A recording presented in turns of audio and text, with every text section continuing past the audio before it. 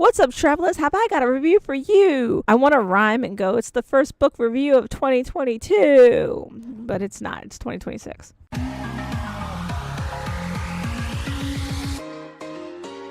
Full disclosure, this is a review of an advanced reader copy. You won't be able to get this book until March 10th. But hey, guess what? Pre-orders are available now. All those links will be in the description box down below. Today's review is of Jenna Moreci's The Savior's Army, third book in the Savior's series. A little summary about what we're getting ready to dive into. Layla and Tobias have escaped the Sovereign's tournament, but their trials are far from over. The Sovereign is waging a war against the Allied realms, determined to conquer all in his path. His first objective, however, is much closer to home. Find Layla, the savior of Thesson, and kill her before she can dwarf his plan. Now Layla and Tobias are on the run, and since the realm is crawling with enemy soldiers, remaining unseen is nearly impossible.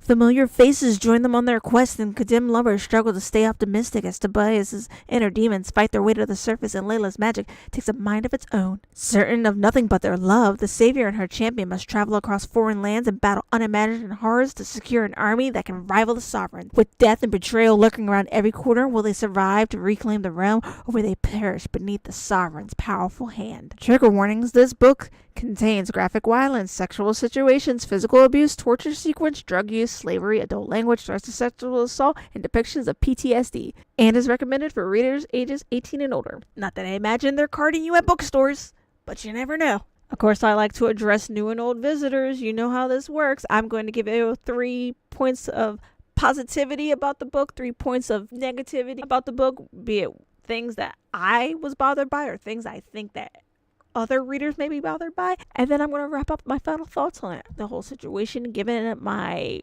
rating of buy the book, read the book, don't finish the book, don't even start the book. Let's get into it, shall we? Positively gushing about the intimacy. This book has sex in it.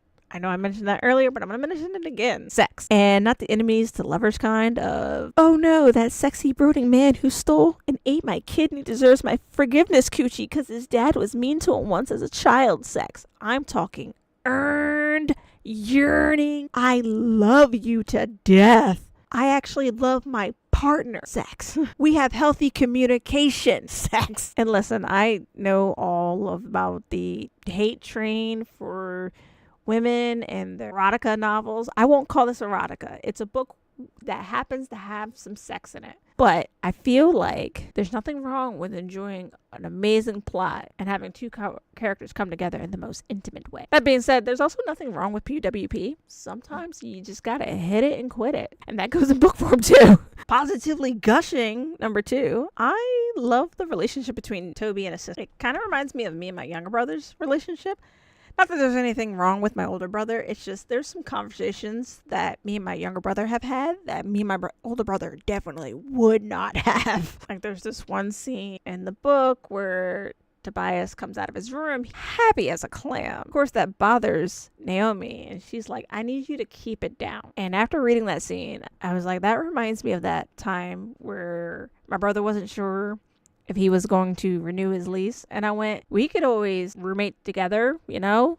I think we can cohabitate very nicely. And he goes, no, because I like to do things with my girlfriend.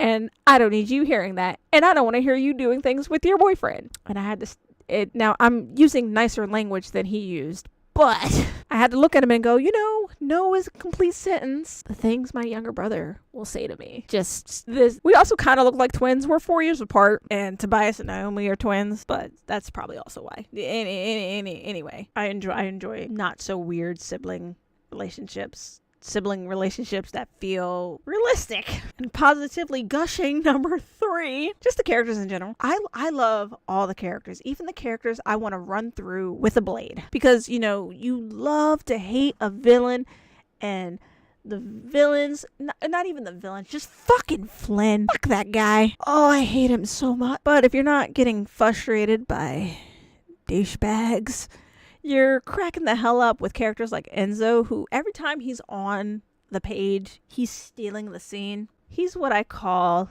a brutish himbo. I've discovered reading this book, there should probably be some spectrums of himbo, because Tobias comes off like a himbo as well. But he's more of a Dorcas himbo, because he has the body count to, he may not have the body type, but he has the body count to be seen as like beefy, because I think that's what they said a himbo has to be. They have to be beefy and stupid. Tobias is like dorky stupid. He's so damn cheesy. He's a cheesy himbo. I'm talking, he's talking to Layla, and she's like, my kingdom's so beautiful. And he's going, yes, a beautiful kingdom for a beautiful queen. And it's like, you goddamn dork. Whereas Enzo is like, if we can't talk our way onto the boat, we can just kill our way onto the boat. And then there's Priscilla. Priscilla's not a villain, but she is a petty bitch, and I'm here for it, because it's fun. When you go to Priscilla's kingdom, it just reminds me of the Krogan. And if you play Mass Effect, if you're on my channel, you like Mass Effect like me, you understand that. I love the Krogan. They also kind of have like this trials rights where it's just all violence, but you're gaining everybody's respect. And that's what I love about her, because I could solve this or sorry, I'm being vague because I'm not trying to spoil it, but it was hysterical. Just want to reread the scene over again. Okay. That's enough positively gushing. Let me rant for a second. Anyway, let's not tussle about this when it comes to me ranting.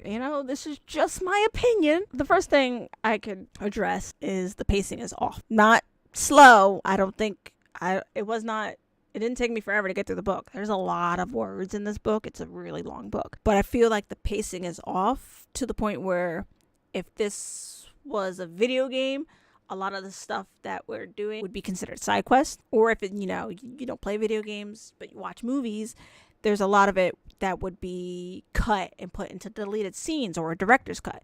Now, that's why this is in this section, because let's not pretend that there aren't people who love a good director's cut. But that being said, I'm addressing it here just as a heads up. Hey, this book is long, and while every scene is necessary to move the plot forward, it's going to feel like a side quest. It's just a mini cupcake to the entree meal. Sometimes people don't want to eat the cupcake before they finish their entree. I don't know. That's how I explain it.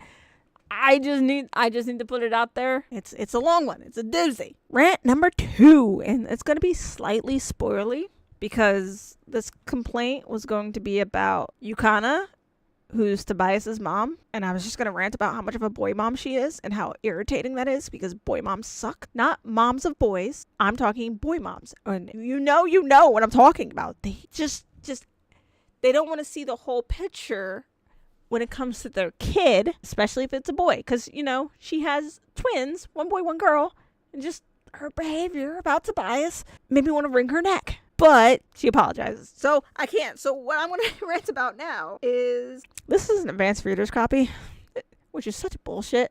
I don't know why I do this to myself. I did it to myself. I signed up to read this book way before it releases, which means not only do I have to wait for the book to release, now I have to wait for the next book to release also. Well, so now I have to wait extra time, and I hate it. I don't want to wait. I finished this book so quickly, and now I have to wait double time. Wait, I hate that. It sucks. Guys, don't sign up for advanced reader's copy if you really enjoy the book or the series. Only do it if it's a standalone. If don't, I'm in pain. Like, I don't know what to do with myself. I am reading another book, but I keep thinking about this book. Should yell at the author. Lastly, and this is going to be heinously, horrendously, extremely personal. So this point is also like in slightly 3 points, and this has to do with word choices and how reading these word choices will give me pause while I was reading. So the first one, and it's a light one, it's the word ass. Like, I'm not against cursing, obviously. You heard me curse throughout this review. The word ass is in the text, not the dialogue. The characters aren't saying it. It's just used as a descriptor. And that threw me off a bit. And again, it's probably because I'm so used to reading YA, and YA doesn't do that. So when I see it, I'm like, that's certainly a choice. But again, like I said, I'm just pointing out things that like gave me pause, that I had to stop and think about for stupid reasons, because I'm a little weirdo. Second one is pet names. So we were talking about this in the Discord, and one of the people goes, I love old-fashioned pet names. I love things like dear and darling. And the pet names I hate is Babe and Baby and Pookie. Let's be honest, I don't think anyone likes the pet name Pookie. I think that was a joke and some people just ran with it. But this person is going, I love old-fashioned pet names. And then there's me who hates old-fashioned pet names. And you want to know what's at the top of my list of hated pet names? The word darling. You want to know what Tobias calls Layla throughout the story? He calls her darling. And every time I just, now. Love is love. Love is lovely. You can call her love. Don't tell her sweetie. I'll agree. I don't care for baby or baby either. Not really. But my pet, no, I'm kidding. Don't call her that. So that's my second point. Fine. The last point of the last point, and this is the second book, and you can see in my channel that I've reviewed a book that did this as well. It's about the word cock. Anytime a penis is mentioned, it's cock. It's in the dialogue, it's in the text, it's everywhere. Cock. His cock got hard. Cock. In the dialogue, cock. You guys look like a bunch of cock. Cock. Would you like to hold my cock in your hand? Cock. You ever just read or hear a word so much, it's weird to you? And that is one of them. It is entirely possible to still be vogue. I don't know. I'm just penis is fine. Just why? Cock. All right, let's wrap up my final thoughts on everything. This is the third book in the series, and I completely didn't realize the time in between books.